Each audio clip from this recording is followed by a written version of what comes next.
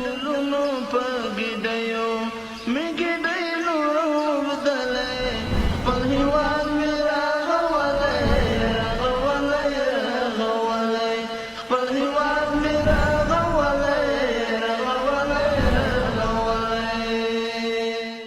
د افغانستان د ملي ټلویزیون ډیرو درنو قدرمنو لیدونکو زما هیواد د خپرونې درنو مینوالو سلامونه او نیکې هیلې مې ومنئ. زه شاکر الله هڅاند یم. قدرمنو لیدونکو دا ځل مو درته په لغمان ولایت کې د بادرنګو له شنو خونو څخه خپرونه چمتو کړې ده. دا چې د بادرنګو حاصلات نظر تیر کال ته سږ کال څنګه وو او په دغه شنو خونو کې څومره کارګرو ته د کار زمینه برابره شوې ده، دا او دې ته ورته نورو پوښتنو ځوابولو په اړه مو درته خپرونه چمتو کړې ده. راسره پاتې شئ، خپرونه راسره تر پایه وګورئ.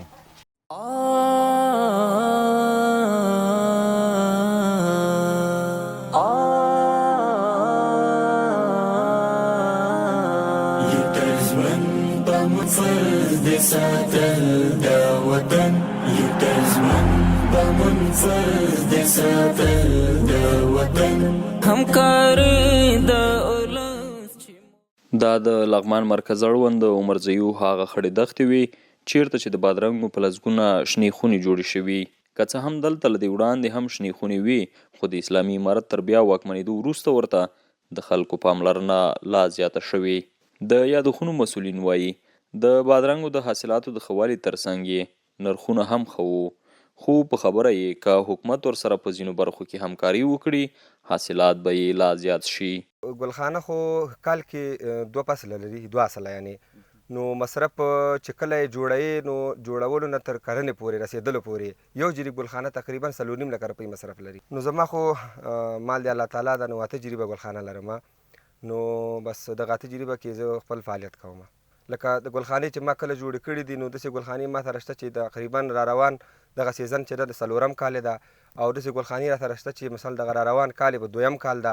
نو کله چې ځمکه نه وي او په طاقت کې نو حاصلات ماشاءالله نو یو جریب ګلخانه موږ ته تقریبا 350 پاکټو پورې موږ ته حاصل راکوي، او کله چې وخت پې وځي نو بیا هم ښه نو شکر د غریبي کوي نو 200 پاکټه 250 پاکټه موږ ته حاصلات راکوي. نو تقریبا داسې فکر وکړه چې یو 3 جریبه را سره نوې ده او یو 4 جریبه را سره زړه ده، یعنې زړه داسې زړه نه ده، نو تقریبا یو 3-4 کاله کېږي. نو الحمدلله ښه دي.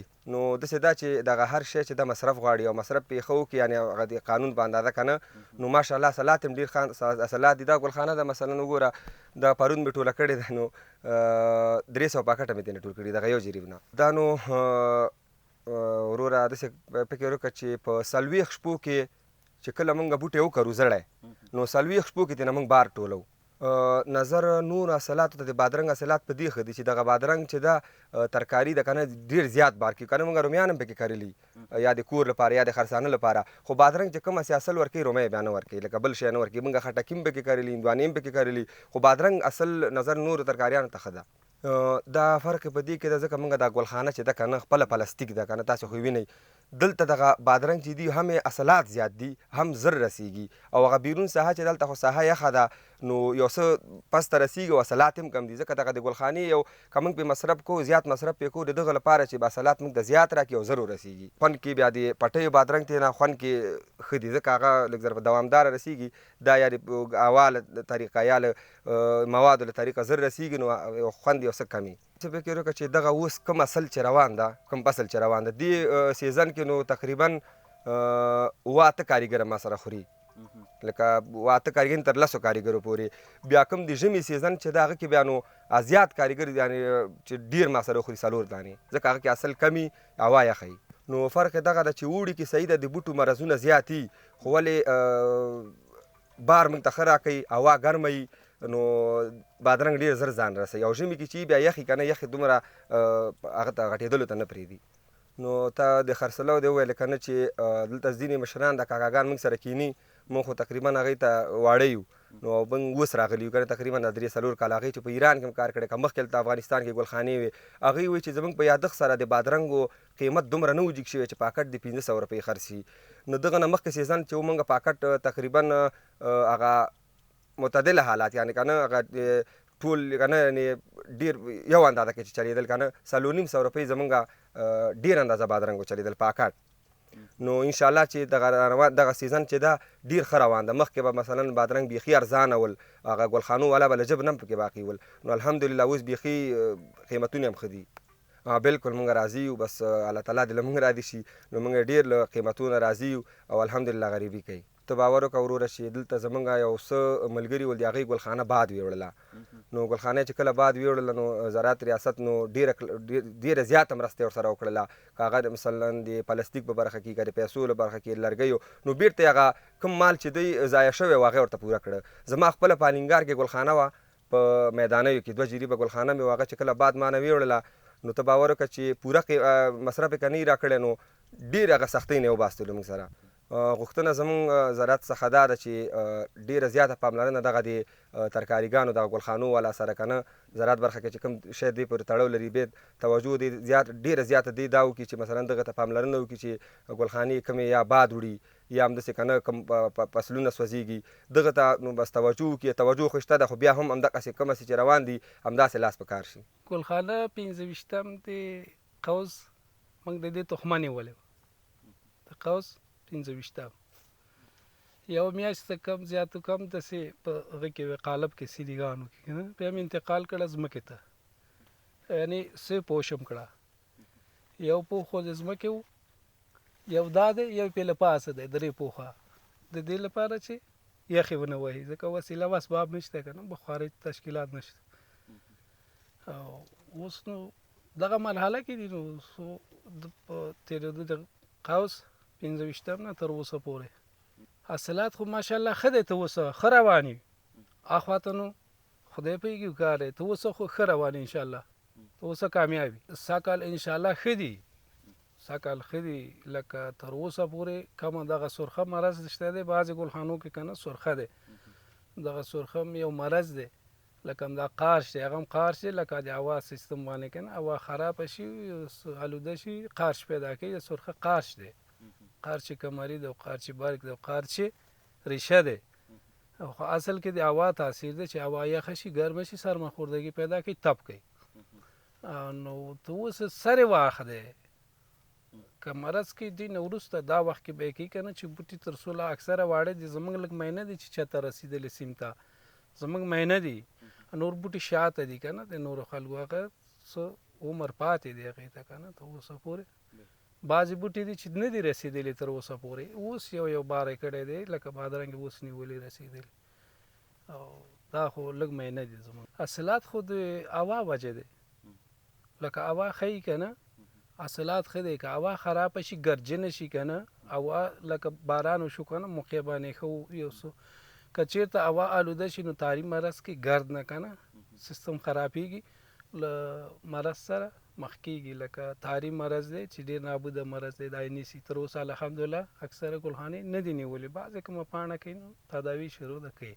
100% هوا دی چې هوا تنظیم شي او غذا پوره وخوري، ځکه چې غذا ونه خوري دا بوټی نه دی، دا بادرنګ نه دی، دا چې کوي تاویږي حلقه کېږي که نه. که چېرته قوه پوره وخوري نو بادرنګ سیده راځي، نه زیړوالی پیدا کوي او نه کنجي پیدا کوي. کلسیم و پتاس و امونیم چې د پوره شي که نه بوټی هېڅ وخت بادرنګ نه خرابوي. تر اوسه خو ښه دي الحمدلله، تر اوسه ښه دي. نو بعد اخواته پته نشته ده چې څه به کېږي، تر اوسه خو ښه دي، ډېر ریټ کې چې وچلېږي ګزاره کوي. پاکټ اوس خو 130 و 140 120 داسې خرڅېږي که نه، اوس پیلي نرخ، لکه مخکې ښه و 1.5 لکه 200 اوس پیلي نرخ 130 تر 40 پورې داسې. زما نوم باسط دی، د شیرګل د کلي اوسېدونکی یم او دلته ګلخانې لرمه، تقریبا 8 جریبه ګلخانه لرمه. یو ګلخانه چې جوړېږي یو جریب تقریبا 4.5 لکه افغانۍ مصرف پرې راځي. د ګلخانو کې خو موږ سره فعلا تقریبا تر 15 تر 20 کسو پورې ما سره کاریګر دي او نور هر چا سره 4 او 15 کاریګر مصروف دي. نو ګلخانې چې دي دلته په کال کې 2 فصله ورکوي، یو ورته موږ د مني فصل وایو، یو د پسرلي فصل وایو، چې هر فصل تقریبا 3 میاشتې شاوخوا کار کوي، حاصل ورکوي.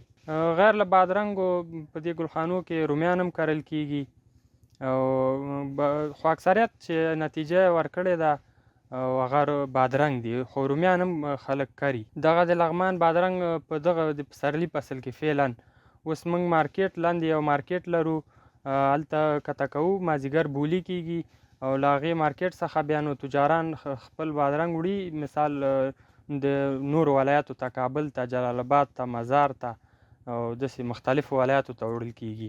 حاصلات یې د تېر په پرتله سږ کال ډېر ښه دي. سږ کال ګلخانې هم ډېرې شوي دي او حاصلات د ګلخانو چې دي سږ کال ښه دي انشاءالله د نورو په پرتله. او دولت څخه د موږ دا غوښتنه ده چې موږ سره په دې وسایلو کې همکاري وکړي، مثلا دا پیپونه شول، پارو شوه او د تخمونو کې د ښه تخمونه تصفیه کړي تخمو کې موږ سره همکاري وکړي چې زموږ دغه کار نور هم پرمختګ وکړي. دولتي مسؤلینو څخه زموږ دا غوښتنه ده چې موږ سره د مارکیټینګ په برخه کې همکاري وکړي. اوس خو فعلا بادرنګ کم دی، چې بیا بادرنګ ډیر شي نو بیا د موږ له د کنټرول نه وځي. نو دولت د مسؤلینو څخه زموږ غوښتنه دا ده چې موږ ته مارکیټینګ برخه کې همکاري وکړي تر څو دغه بادرنګ نورو هیوادو ته ولېږدوو.